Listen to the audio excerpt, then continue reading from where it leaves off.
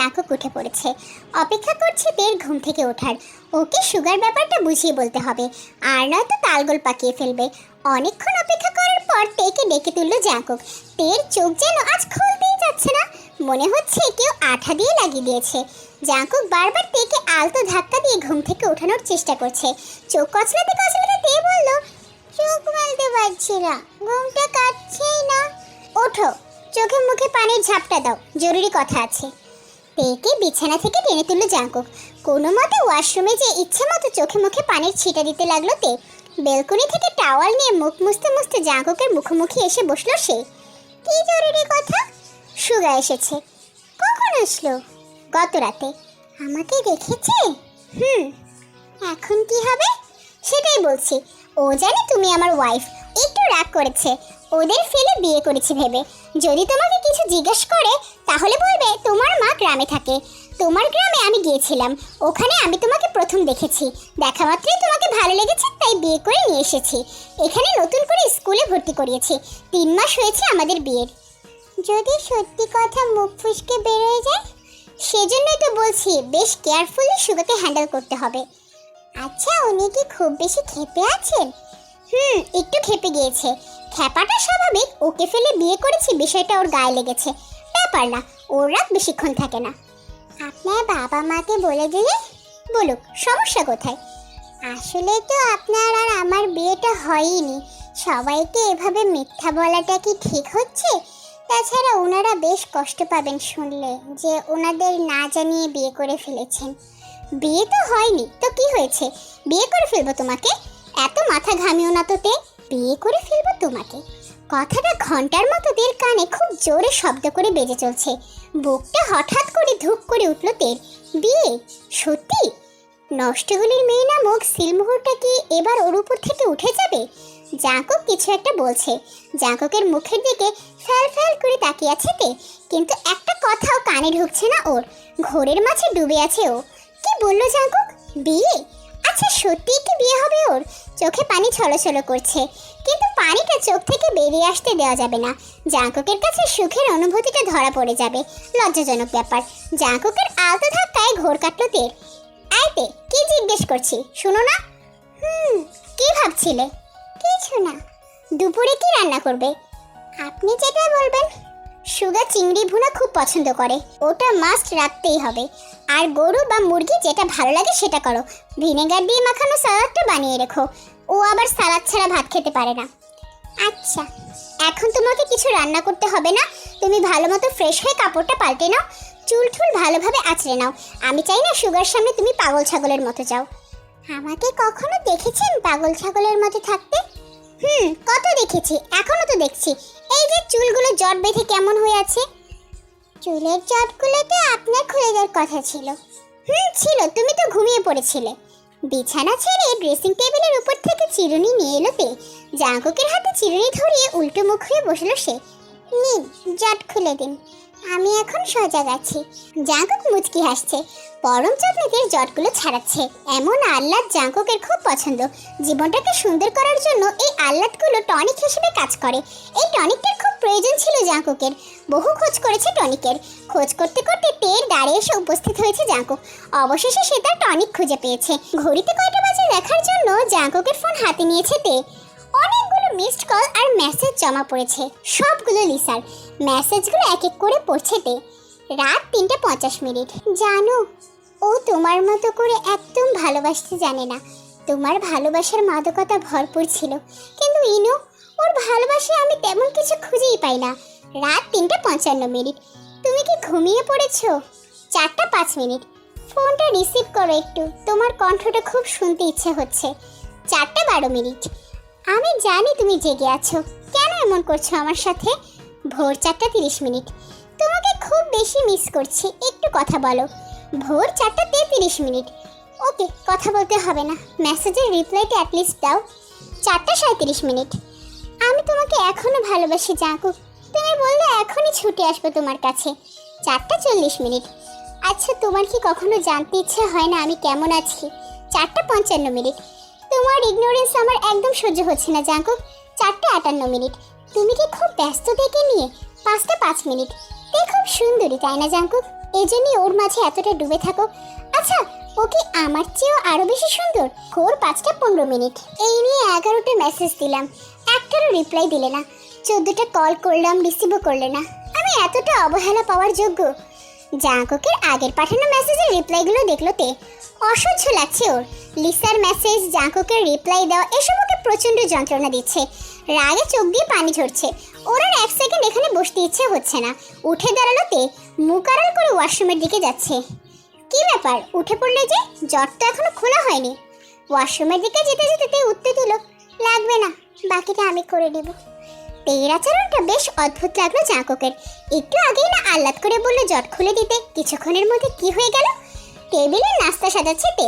Jungkook অফিসে যাওয়ার জন্য রেডি হয়ে ডাইনিং টেবিলে এসে বসলো। সে দেখতে পাচ্ছে তের মুখটা কালো করে রেখেছে।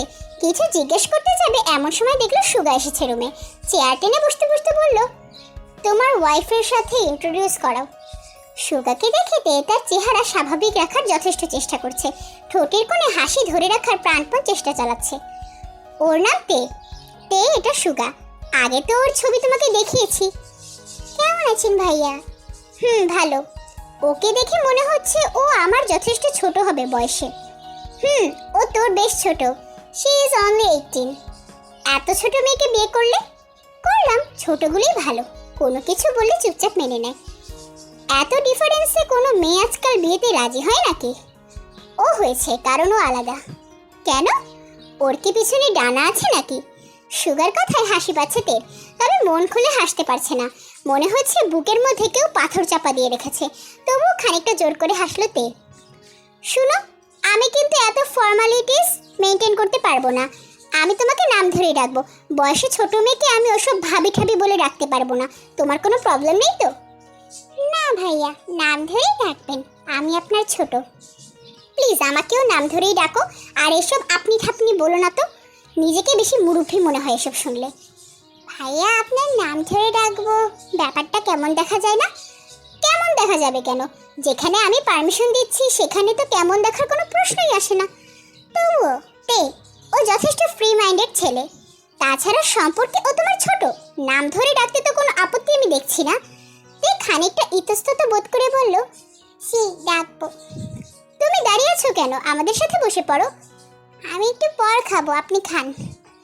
আপনি? ভাইয়া তে তোমাকে আপনি করে ডাকে?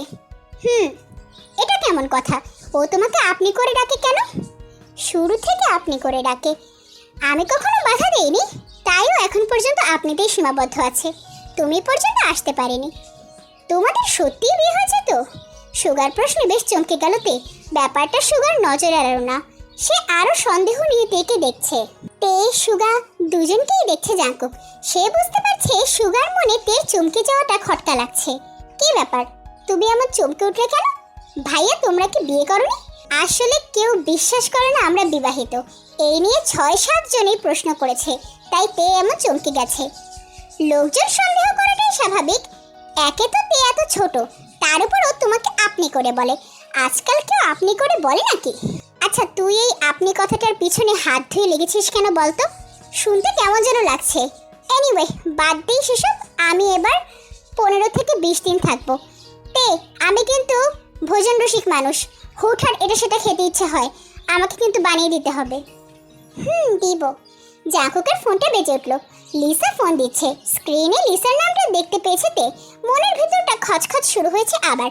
যদিও জাঙ্কুক ফোনটা রিসিভ করেনি, তবু খচখচ চলছে। মুখে আপেলের টুকরা ঢুকে চিবোতে চিবোতে জাঙ্কুক জিজ্ঞেস করলো, তুই তো 5-6 দিনের বেশি থাকিস না, তোকে ধরে বেঁধেও রাখতে পারি না, এবার হঠাৎ 15 থেকে 20 দিন থাকবি যে? জিমিনের সাথে অনেকদিন ধরে কথা কাটাকাটি হচ্ছে। কি নিয়ে? ওকে সময় দে না, ওর সাথে দেখা করতে আসি না। ভুল তো কিছু বলেনি। তুই লাস্ট ঢাকা এসেছিলি 5 মাস আগে। বিগত 5 মাসে জিমিনের সাথে একদিনও দেখা করিসনি। ও যে এখনো তোকে ছেড়ে চলে যাচ্ছে না, এটাই অনেক। পরীক্ষার প্রেশার ছিল, বাবার সাথে ব্যবসার কাজও করতে হয়েছে, তাই ওকে সময় দিতে পারিনি।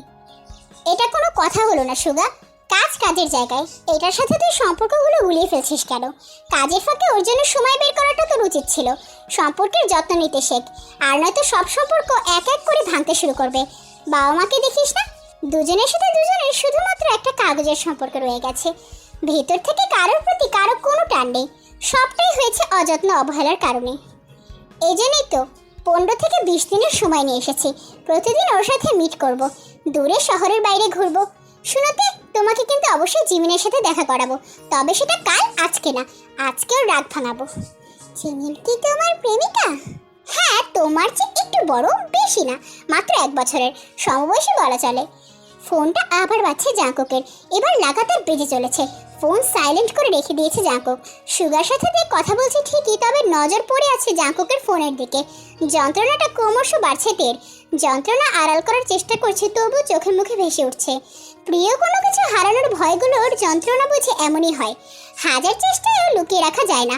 খাওয়া শেষে জাঙ্কুক বেরিয়ে গেল অফিসের জন্য। প্রতিদিনের মতো আজ তে গেট পর্যন্ত এগিয়ে দিতে আসেনি। কাজের মিথ্যে অজুহাতে কিচেনের ওদিকটাতেই পড়েছিল। জাঙ্কুকের চোখ এড়ায়নি ব্যাপারটা। তার মনেও খচখচানি চলছে, সমস্যাটা কোথায় তের? সুযোগ বুঝে ধরতে হবে এই মেয়েকে। গাড়িতে উঠে বসেছে জাঙ্কুক। ফোনটা এখন আবার বাজছে।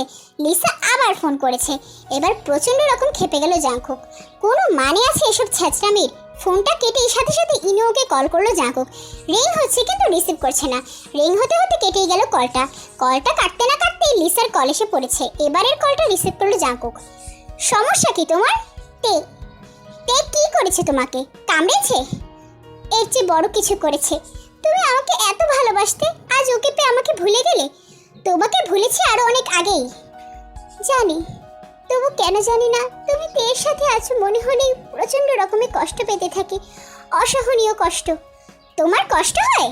ভুল বলে লিসা, তোমার হিংসে হয়। এত হিংসে কোথায় পাও তুমি? নিজে তো বিয়ে শাদী করে দিব্যি সংসার জুড়িয়ে বসেছো, আমি করলে দোষ কোথায়? বাবার জোড়াজুড়িতে সংসার জুড়িয়েছি। বাচ্চাটিকে তাহলে বাবার জোড়াজুড়িতেই হয়েছে? বাবার জোড়াজুড়িতেই কি ইনিওর সাথে ফিজিক্যালি অ্যাটাচড হয়েছো? ইনিওর সাথে এক বিছানায় শুয়ে কি করবে না করবে সেগুলো নিশ্চয়ই তোমার বাপ তোমাকে শিখিয়ে দেয়নি। যা করেছো সম্পূর্ণ নিজের ইচ্ছায় করেছো। আমি কিন্তু তোমাকে বিয়ে করতে চেয়েছিলাম। ভালোই বলেছো। তোমার বাপ আমার নামে মামলা দেবে আর আমি তোমাকে বিয়ে করে ঘরে তুলবো, তাই না? আমার রাগ হ্যান্ডেল করার অ্যাবিলিটি তোমার নেই। তোমাকে বিয়ে করলে আমাদের সংসার কখনোই টিকতো না। কাকে কি বলছো? তোমার কম গালি আমি হজম করিনি জাঙ্কুক। গালি দেওয়ার টাইমে চুপ থাকলেও পরে গিয়ে আমার উপর ঠিকই বিষ ছেড়েছো। কেন, তোমার তে বুঝি বিষ ছাড়ে না? কখনোই না। আমি যত যাই বলি না কেন, আমার বউ সব চুপচাপ হজম করে। আর আমি সব দেখে শুনেই বিয়ে করেছি। ও তোমার মতো ছ্যাঁচড়া না, যথেষ্ট ভদ্র। এজন্যই ওকে বিয়ে করেছি আমি। What do you mean by ছ্যাঁচড়া? ছ্যাঁচড়া মিন্স ছ্যাঁচড়া। তুমি চূড়ান্ত পর্যায়ের ছ্যাঁচড়ায় পরিণত হচ্ছ দিন দিন। আমি এখন বিবাহিত। তোমার লজ্জা করে না এভাবে আমাকে ডিস্টার্ব করতে? মোটেই না। কেন লজ্জা করবে? তোমার উপর প্রথম অধিকার আমার, এরপর এসব পেটের অধিকার। লিসাকে কষে দুগালে চড় মারতে ইচ্ছে হচ্ছে ওর। সেই সাথে ইনোর জন্য প্রচন্ড মায়াও হচ্ছে। ছেলেটা কত ভালো। আর লিসা, উফ, আর ভাবতে পারছি না জাঙ্কুক। রাগে দাঁত কিরমিরাচ্ছে আর লিসাকে ইচ্ছে মতো গালি দিচ্ছে। গালি শুনেও লিসার মাথা ব্যথা নেই। প্রতিটা গালির প্রতি উত্তরে জাঙ্কুককে আই লাভ ইউ বলেই চলেছে। ফোনটা কেটে দিয়েছে জাঙ্কুক। ইনোকে ফের ফোন করছে ও। এবার ফোনটা রিসিভ করছে ইনো। রিসিভ হতে না হতে জাঙ্কুক এক গাদা গালি শুনিয়ে দিল ইনোকে। হুট করে এতগুলো গালি স্তম্ভিত ফিরে পেতে কয়েক সেকেন্ড সময় লাগলো ইনোর। কি আশ্চর্য, এভাবে গালাগাল করছো কেন জাঙ্কুক? তোরে আরো গালি দেওয়া উচিত ছিল। আবার তুই তো কারিও করছো। হয়েছেটা কি? তোর বউ আমার কলিজে জ্বালাইয়া ফালাইতেছে। কি করেছে? গতকাল রাত থেকে লাগাতার ফোন মেসেজ দিয়েই যাচ্ছে বউয়ের সাথে থাকস তুই, তবু তোর বউ আরেকবারে জ্বালায় কেমনে? তুই বেড়া নাকি তেল দিয়ে ঘুমাস আর তোর বউ আমারে জ্বালায়। আমার বউ এসব দেখলে আমার সংসারে আগুন জ্বলবে।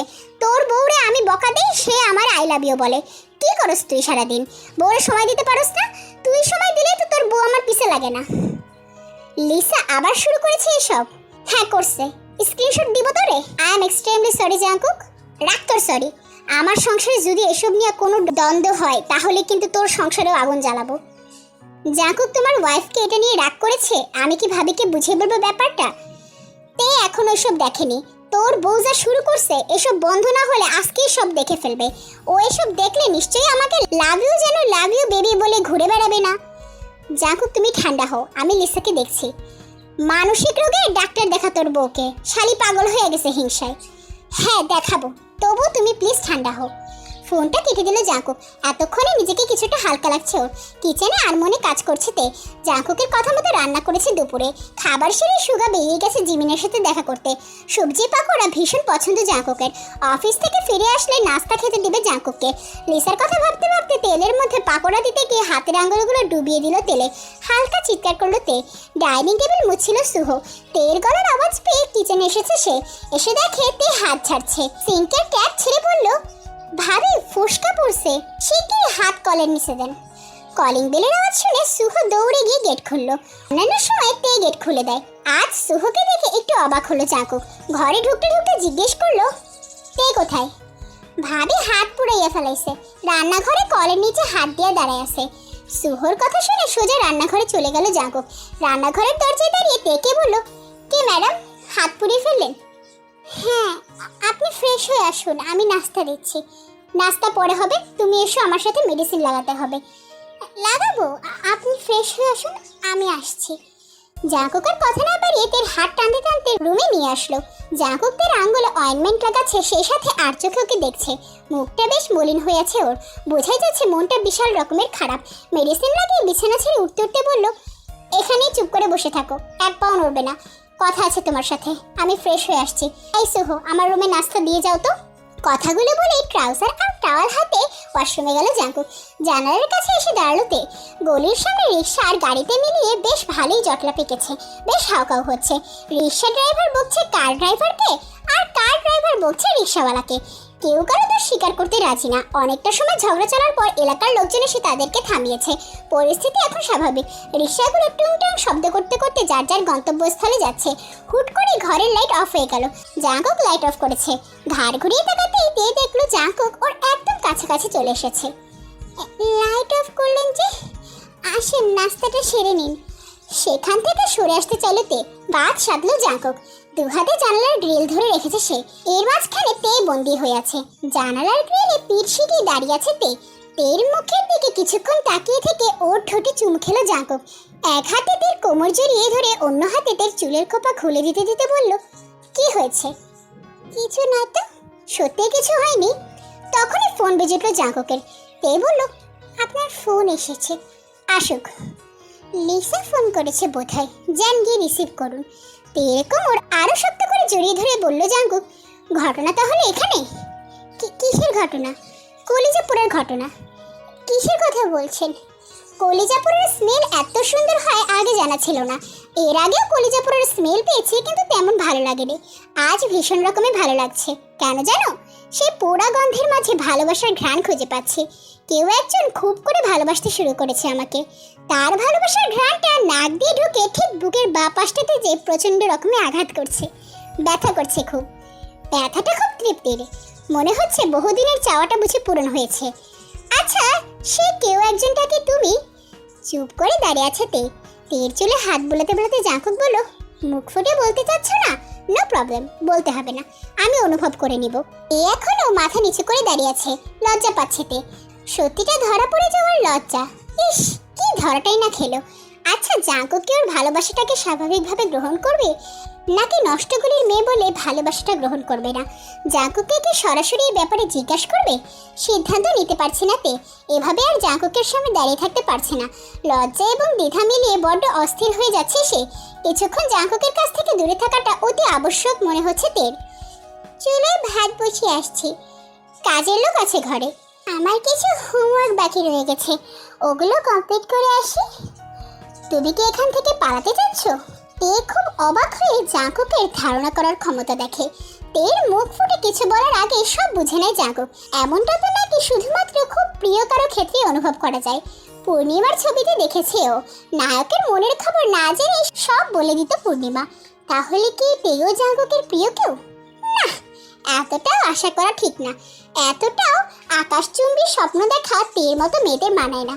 স্বপ্ন ভেঙে গেলে একদম আকাশ থেকে মাটিতে মুখ থুবড়ে পড়তে হবে। মিথ্যে আশা রেখে কষ্ট পাওয়ার স্বপ্নেই তের মন থেকে বাদ দিতে চায় কথাগুলো।